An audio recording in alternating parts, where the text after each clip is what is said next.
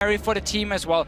Westor roams to help the other lanes and snowball them because they become bigger carries than himself in the mid lane. But yeah, Cloud9 have a lot to prove. At the same time, they're like zero expectations for Cloud9 right here. They can go in and just play fairly freely and show what they can do.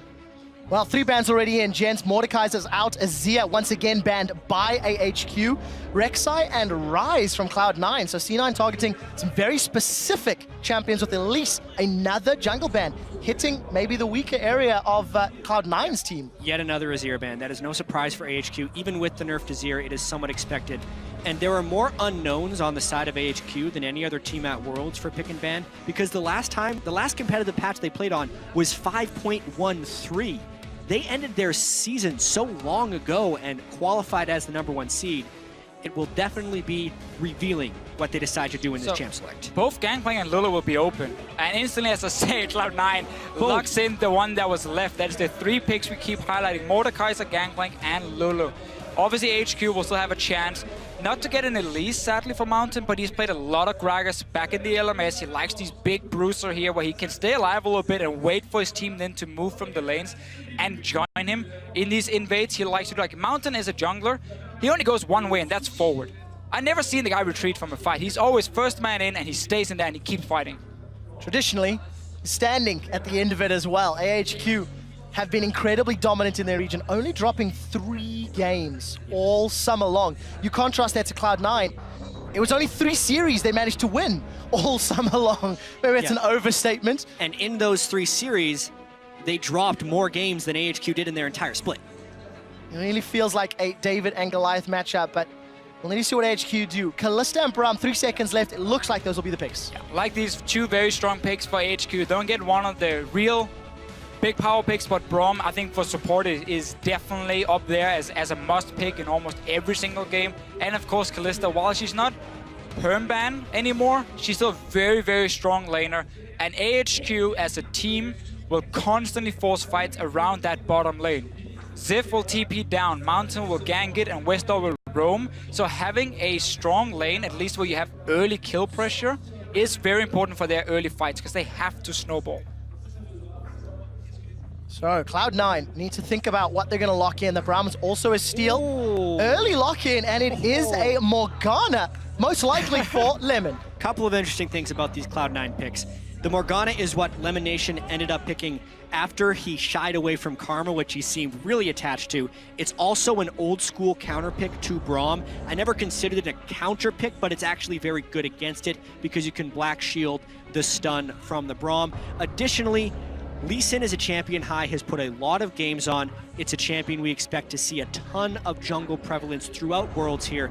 5 attack damage on Warrior, as well as some energy buffs and buffs to the ultimate, which allow to do more damage on targets it passes through, are all big things, and Cloud9 will look to put out some early pressure here. Yeah, much like we saw Fnatic in the last game try and counter what IG normally likes to do with camping that top side of the map.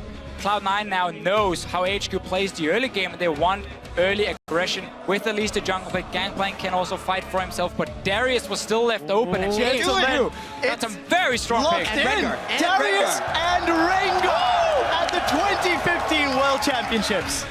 So 2 of the big champions, 2 of the 3 big champions we pointed out as being extremely powerful on this patch have been picked here, Darius and Gangplank. Lulu was of course banned, and then out of nowhere we get this Rengar from Mountain. We're looking at the champions he's played since the summer split. He actually wasn't their jungler until the very end of the spring split, and there are no Rengar games anywhere here. This is awesome. Yeah. And we've got so many questions, not only on the side of AHQ, Balls not played Gangplank. We've got 1 game for High and Lee Sin, and it was a loss. I cannot wait to see how they play in game. 20 seconds left for 2 more picks. Remember, Gangplank is a flex pick. It can go to the mid lane. I might even say it's probably better in the mid lane. You have a free farming lane. But Vega as well, I love this pick. This is like Christmas. So much. So now we know the mid lane. We're assuming that's Incarnation's Vega. That's going to be his Vega. This pick and ban is Christmas. Deficio, I'll give it to you. You have many things to say about Vega. So Vega is coming in now as a champion that has been buffed in quite a few patches to slowly under the surface. He's been getting buffs in there. The last one he got was very big for him.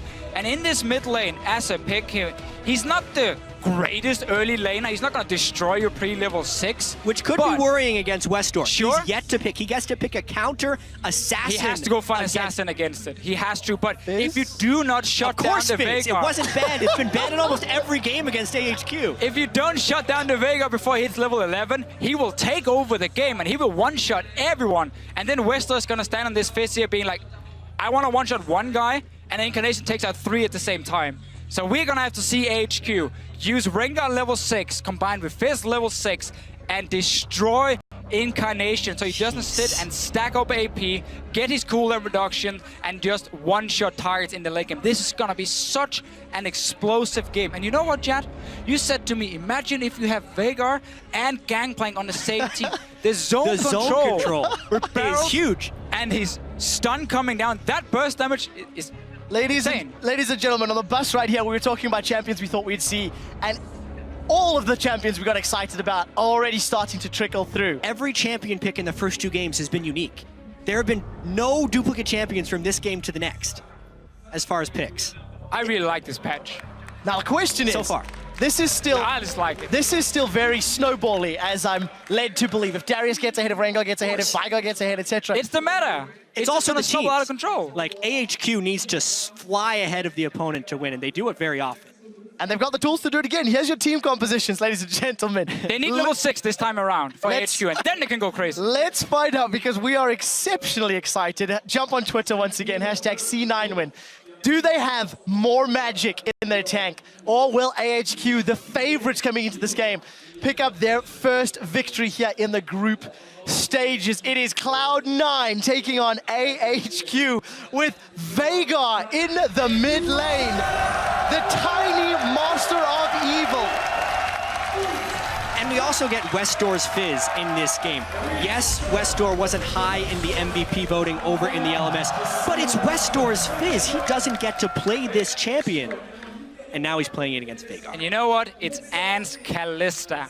So AHQ, when they have these early fights in the bottom lane, they're looking to give Ant the kills, and of course Westor whatever he can pick up. But late game, you might just be one-shot by Incarnation. Westor's Fizz is 4-0 in their last 31 games played with a 15 KDA. Yeah, and it's been banned 26 times. Well, picked away one other. Anytime there's a game with Westor, Fizz shows up and picks her bans. Now, for Cloud9, we mentioned a little bit how the Lee Sin pick, they want to try and counter some of the early aggression. But for me, the Gangplank and Veigar, that is where Cloud9 wants a bit more time before their composition really kicks in. So for them, you gotta play safe in the early game. You gotta be able to predict where HQ is going. Because once you hit 11 and get rank to ulti and rank 3 of your E on this Veigar here with the stun, grouping is gonna be so powerful for them. And I don't think HQ will be able to respond against that. we'll find out if they get a chance to respond to Fisher. We're almost at 2 minutes. Lane swap seems to be initiated by Cloud9. And coming into this, we talked about how maybe a lane swap could have helped Cloud9 overcome some of the tower diving and team fighting strengths in the early game from AHQ. But some of their champions will struggle a little bit. I know there was a discussion regarding Lee Sin and his effectiveness or preference in lane swaps. Really late invade there by Cloud9, but it seems to have actually pushed AHQ down just a little bit. They won't be starting Krugs, and in fact, Cloud9's going to get to start the Krugs. I actually feel like that's an incredibly small win for Cloud9, being able to start on the opposing jungle. So what both teams could look to do, if you value getting that early experience for your AD carry and support, is you fast push the first 2 waves and then you bounce it on the tower and you freeze it from there. And you're trying to just get a high level AD carry who can 1v1 the enemy top laner. For now though, both teams obviously instantly in. You see Albus on the bottom side of the map warding up the jungle of Cloud9, because now they gotta make sure that High and Balls can move down and start farming on the side. But we see Cloud9 already sending members. You have to respect this roam right away. Whenever there's an AD carry, the support goes rogue.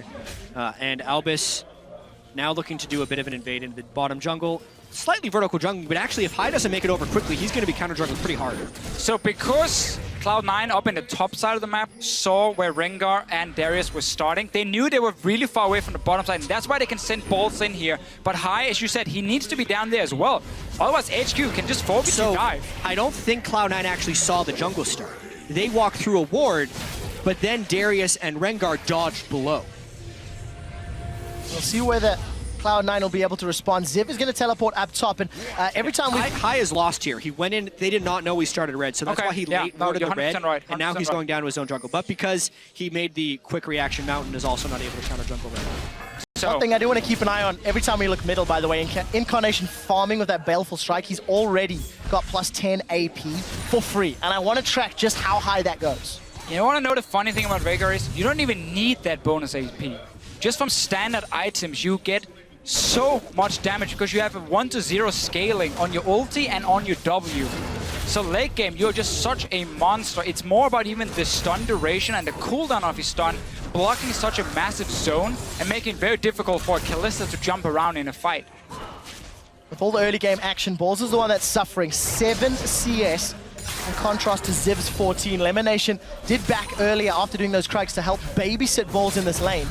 And we've got an interesting 2v2.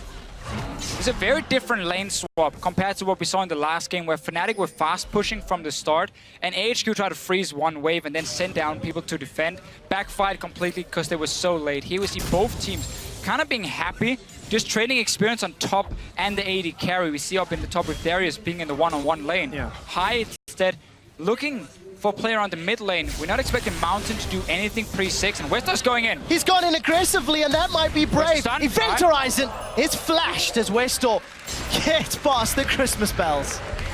Oh, Dark Binding connects on Anne, but there's no follow-up. Exactly, and also they can just put up the Braum Shield any time a Binding lands so the balls can't shoot through. These are actually really favorable lane matchups for AHQ early in this lane swap. Ziv on Darius should be able to farm up just fine with Doran Shields and 4 health potions. Additionally, Ann and Albus can really punish Sneaky and Lemonation, or sorry, Balls and Lemonation in that bottom lane because of the Braum and because of the melee versus range discrepancy. Yeah, never been a fan of the lane swaps where you just trade AD carry for top lane experience. I think top lane has always benefited so much more from getting an advantage. Now in this case, you can see Cloud9 is swapping back. So before it gets completely out of hand, they want to get it back to standard lanes. I like the little play though from high around the mid lane, because you saw the minion wave were pushing slowly down to Incarnation. That meant Westar, he had to overextend to keep farming as a melee champion, and therefore High knew there was a chance he'd get in, and he forces a flash, which can be key now that Westar will be under more pressure, and Incarnation is soon hitting level 6. Now, of course, Incarnation going to have that freedom, thanks to his opponent not having flash. I want to mention Balls going toe-to-toe with Ziv's Darius. We've touched a lot on the Gangplank and the Veigar, but Darius, a champion we've not seen in the West at all, because he simply became relevant after the patches, after the tournaments had already ended. What are we expecting out of Darius? He is tremendously strong in melee versus melee matchups. And he's also very swingy in lane. The fact that Balls has had to swap back into this lane with Ziv having a full level on him as well as double CS is putting him in a situation to fail. So Ziv will actually have a large amount of lane pressure and should be able to bully Balls' Gangplank quite substantially here. It was just such a weird start for C9. We've taken that camp and then slow pushing it with Sneaky up on the top side, so he barely got an XP advantage over that top laner on their way. So Ziv just picked up so much extra farm, and he's going to continue to be a bully. Level 6 is where he really starts becoming extremely hard to deal with, and he's one of these champions that if he gets going, he can just snowball completely out of control. It's why teams like playing around the top lane. And we had a question regarding Ziv and his champion pool coming into this tournament. He used to be mainly the tank player, being the main engage. He's on Darius, he's on a carry, and so far it's looking good for him. Well, in my opinion, Darius as a top laner has the most overlap between tank and carry. Maokai or Gnar or Shen, the things that Ziv played a lot of in the regular season, are full tanks, but Darius generally builds tank items, and then if he gets Noxian Might up, will gain upwards of 200 attack damage in the late game and become the carry. So the textbook juggernaut, I would say, for Darius. The standard build we see from him is Black Cleaver and then often Dead Man's Plate coming in as well. And I think that's an extremely powerful item on this patch here, giving him a bit of movement speed, and also if he stacks it up to 100, of course, that first hit where he gets the extra damage and a slow is really good for a fairly low mobility champion like Darius. Westar taking a little bit of poke. He doesn't have flash, remember. We'll be able to just dance out of this one. Clearing that pink ward's actually pretty high value considering he didn't have immediate jungle support. So that's actually a nice mini win there for Westar, and his flash is only 2 minutes off from coming back again. You talk about jungle support. Level There 6 we go. Thrill of the hunt. The stun connects. This will be first blood to Westar's Fizz. He does get stunned up high. I'm not sure you want this fight. Gets some damage down. And the Assassin has got his hands on the gold. Something we hadn't talked about much this game is the importance of the level 6 Rengar gank, and also the importance of Elise Sin having impact before Rengar can hit that point. Not only did Mountain nail his first Rengar gank, 10 out of 10, getting the kill and the flash from Incarnation, Hai hasn't even hit 6 yet, nor has he pulled off a gank that burned any summoner spell. Surprising that the first gank C9 pulls off was very smart, timing the minion wave, pushing in, forcing a flash. There was no return from Hai. A no flash mid laner managed to take away a pink ward. That should never happen, especially because your jungler has not been paying attention to the side lanes either. So we need to see Hai go in and still use the fact that Westor had no summoner, or for a few more seconds, 1 minute maybe, he can still be punished.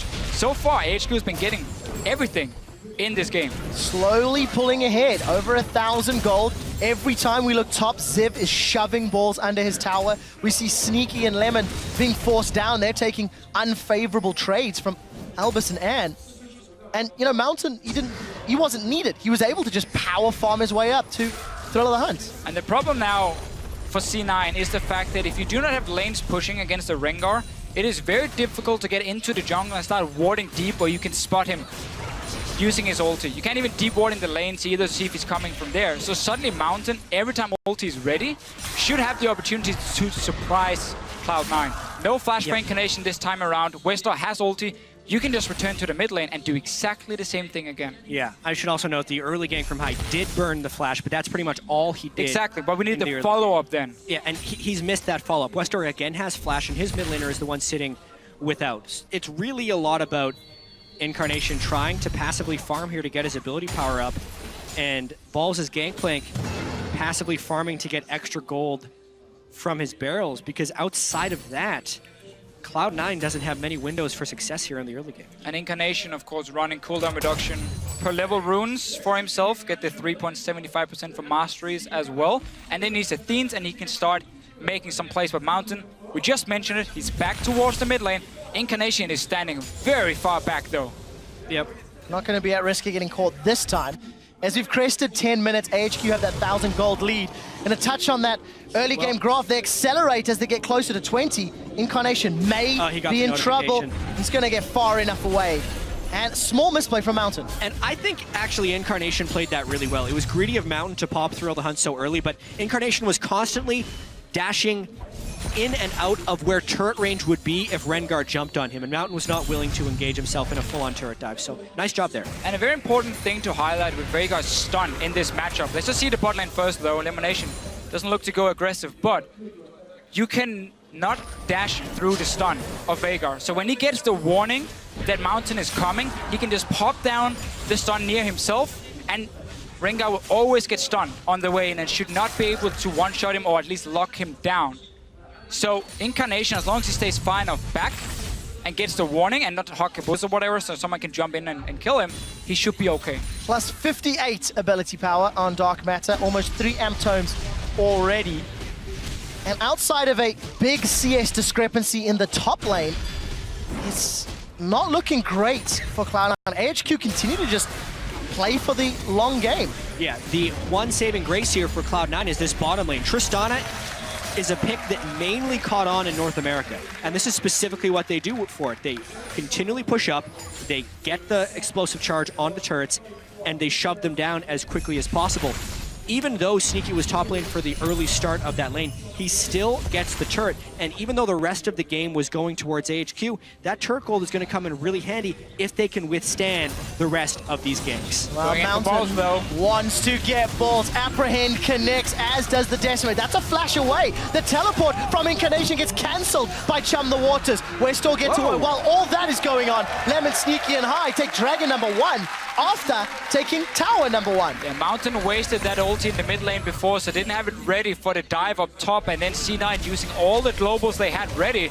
Hai just making Westor use a bit of mana, and now he cannot clear the wave because they're already pushing on it. And Cloud9 is rotating around Sneaky to get the explosive charge on turrets as quickly as possible and trying to punish the low wave clear of the Fizz mid. Cloud9 is still very much in this game, getting the dragon, avoiding the dive in the top lane, and also getting that bottom turret. It is putting the emphasis on AHQ to start fights, which shouldn't be a problem, but they haven't found the fights yet. One of the main things for Tristana when she became a pick was that she was good in lane against Kalista.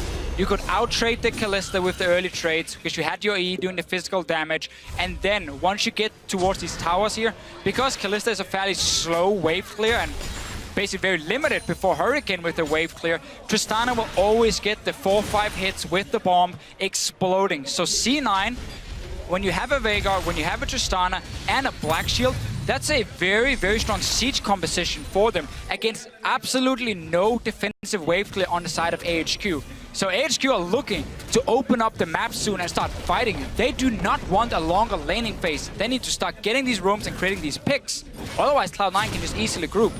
Incarnation is getting very close to his 11, and then suddenly it becomes very bad for AHQ. Well, AHQ do look to secure their first tower in a moment or two. Their next wave is busy conga lining down. Ball's still 35 CS down, but while he's unable to defend top, AHQ are under pressure middle. It looks like Lemon will be aiding Incarnation, and High's just waiting in the wings. So what Sneaky wants to do here is push up the bottom lane to apply pressure and force someone to defend, and then he can just rotate to the mid lane, group up with Incarnation, and take down this mid tower. You can see him already move away and start moving through the jungle, or at least trying to. Then they spot Rengar on a lot of these deep wards, and now he can safely just jump away. Very, very good wards from C9. They know which lanes to play around, bottom side and mid lane, because those are the outer turrets you're aiming for. Let Balls just try and farm whatever he can up top. So Mountain's first ultimate was fantastic. The following two, optimistic. Yeah. Have not paid off. Just a quick difference in their item builds as well. Moby Boots, both warrior enchantments. Moby Boots for Mountain versus the Sightstone for High. So still fairly squishy on both sides of the jungle camp. And this would normally be the time in the game where AHQ would be taking advantage, but they just strictly don't have the wave clear, and that's the stun! Oh, he's down! Sneaky gets the kill, even an assist for Balls. They're gonna turn their attention to the tower as that cannon barrage helps to clear the wave. C9 might be behind in gold, but this composition when it gets to siege on a tower is so deadly. You see the stun, the chain CC coming, and you just burst down one target. They are so far ahead in map pressure as well. Oh! Westor would have to fight, and they just keep chaining. Cloud9 is on a rampage. Oh, there we go. Wait for Event Horizon to come back up, and Incarnation will say, I'll have another. They've decided to back away for now. Look at Westor. He was in the river. And because Ziv was called down, Balls gets free time in the top side. The pressure and the tempo is so heavily in Cloud9's favor, it is catching AHQ way off guard. AHQ in the LMS is used to playing a laning phase where they always get slightly ahead. They're then used to getting out of the laning phase and just take team fights left and right, and they win them and they get so far ahead of the other team. Now, they're suddenly against a group of guys who can simply move up to a tower as a unit and just slowly but surely they look for a pick or they just take down the tower, and AHQ needs to respond by flanking them and getting a massive team fight. And this game could very easily become a bloodbath with the way it's progressing. Both teams have multiple turrets down, and LMS, much more than North American or European LCS, fight over the dragons, specifically if the other team is trying to chain them. It was actually really strange that Cloud9 was able to get that first dragon, which means AHQ is putting even more priority on preventing the second one. And since Cloud9 does have turrets down already, the next course of action would be to start securing those dragons. This fight in 90 seconds could be massive. Level 11 for Incarnation. He's got 120 bonus ability power thanks to that passive on Baleful Strike. And we did see AHQ grouping around the dragon. So for Cloud9, where is their next move? Mountain does have Thrill of the Hunt on, and he's thrown it down. Really poor ultimates after that first gank so far. I mean, what was he hoping to accomplish with that? He ulted and he wasn't willing to face check in to get vision because honestly, he may have died. I think he was, also just checking. Is there anyone hiding around here? Do I get a marker? Do I get a warning? But it does mean for the team fight now, near this dragon, it is not there. And the way for AHQ again to engage, just highlighted, they have to be able to flank in. Otherwise, Incarnation can just land the stun, deal the damage. Oh, that was so close. If Westor jumped in, that Primordial Burst could have just insta-gipped him. I will say, from the earlier push that Cloud9 did on the mid lane, it does feel like AHQ is not well prepared for this Veigar pick. And Incarnation has put a lot of practice in on it. Jack, who would be prepared for the Veigar pick? It's Worlds. You have to be prepared for anything, and this is the value of some of these different picks. Whether or not you can find the proper counters for Veigar, this is what's looking like close to the first Westor and AHQ have seen of it. 2,000 gold ahead. Cloud9 are after falling behind at the 10-minute mark. Dragon and Vision, way north of Dragon, is fully secured. Cloud9 should not be surprised. But look at Westor Mountain off to the left-hand side of your screen. And this is another beautiful thing about this Veigar pick is once you start fighting around objectives, your stun can just cover a complete entrance. How on earth is AHQ gonna walk into this Dragon if they walk straight into the stun? They might have to. They have teleport on Ziv, and they're giving up the second Dragon already. Cloud9 with a fantastic performance. Let's be honest, surprising many. A lot of people anticipated AHQ to do well, and this Veigar pick has thrown the game on its head. Incarnation gets caught by another Chum the Waters. Flashes defensively high, forced to safeguard out. We did see the Glacial Fissure go down, as well as the Cannon Barrage.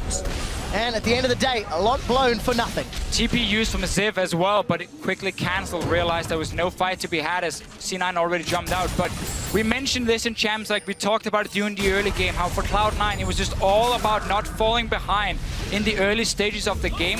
Wait for Incarnation and wait for Sneaky to scale up a little bit and then to start sieging away. And as you said, Jed, before, AHQ so far have been looking for a few picks with Mountain, but he's been very far from finding anything. Yeah, Mountain's Rengar has not been impressive. His first gank was good. Everything after that has completely missed the mark. The deep wards from Cloud9 are in all the right places to stop Mountain from being able to push. And despite, here's the huge thing, despite Balls going into that top lane against a Darius, beginning down 20 CS and a level, he was down 40 to 20 and level 5 to 4. And even though he lost his turret early on, he's stuck right in there, and he's been able to use his global somewhat offensively. Huge credit to Balls' gangplank, his most played champion in Korean solo queue during the boot camp. He is doing good work against Ziv, AHQ's strongest player.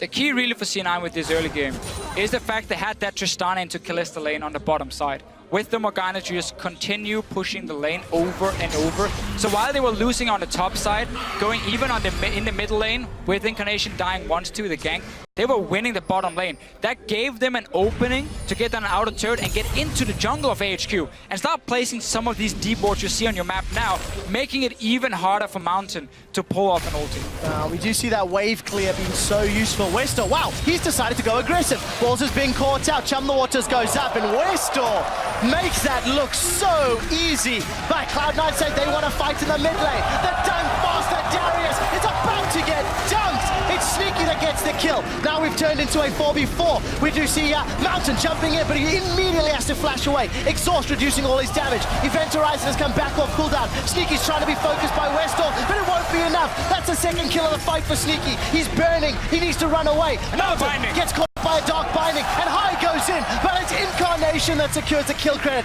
5-2 and 4,000 gold up. And Cloud9 is actually thinking of turning on to Baron after this. This is a risky call. That was a great chaotic fight win by Cloud9. They got Balls coming in with TP.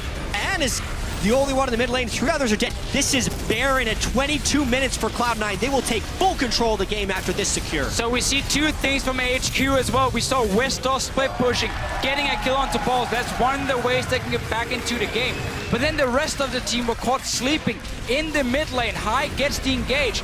Look at Elimination landing binding after binding as well, and the CC between him and Incarnation allows Sneaky to stay alive and just sit back and deal all the damage. And specifically the fact that Ziv was eliminated before that fight made it even though AHQ thought with the collapse up from Westor they would have the edge. But Westor too had burned significant cooldowns to kill Balls in the bottom lane, and the binding accuracy versus the skill shot accuracy from Incarnation's Veigar in this fight were just too much for AHQ to handle. And we're just getting later and later into the build for Incarnation. Because you get 5 on every kill or assist. 168 bonus AP. Right. Currently, Incarnation has 497 ability power at 22 minutes. A Baron as well, and they are now sieging the inhibitor turret. It is down. This is exactly why Tristana is such a big pick in the North American LCS. The instant you get an edge, you get to slow it spots him. He found Mountain! And Mountain's jumped in, but he's down. It's Balls that takes him out. Ziv got stunned by the Event Horizon, and he's forced to flash away. Sneaky goes in aggressively. Red buff is ticking. Buster Shot gets eaten by Elvis as Anne eats a huge crit for dinner. The inhibitor will be dropping, and there are minions pouring the bottom line. They might go for the end. That's 20-second death timer's on too. You got Westdoor has no ultimate. Keep pushing, keep pushing. And they are pushing. Nexus turret number 1 is being focused. Another the stun! Horizon catches Westdoor, and he may need to take the door. The exit. Cloud9 look for the second Nexus turret. It is being focused down. The satchel charge is on. It's ticking and burning. That drop will drop shortly. The Event Horizon catches Ann, but he is able to QSS away. Second item QSS. There is no damage. Cloud9 are on the Nexus, and they will take down the number 1 team from the LMS. 23 minutes and 58 seconds. One of the fastest games of the year come against AHQ, the number 1 team from the LMS, and Cloud9, a team who at one point in the regular season was 9th. What an upset in this group stage. The analyst desk before this game here, every single one of them mentioned something that C9 had going for them that could win the game. We had Cloud9 and we had High on his shot calling. We had, of course, Incarnation and Sneaky as the 2 carries as well. Both of them stepping up big time in this game. But this composition for C9 when it comes to sieging is so powerful. And AHQ had 0 wave clear. Such a risky comp. And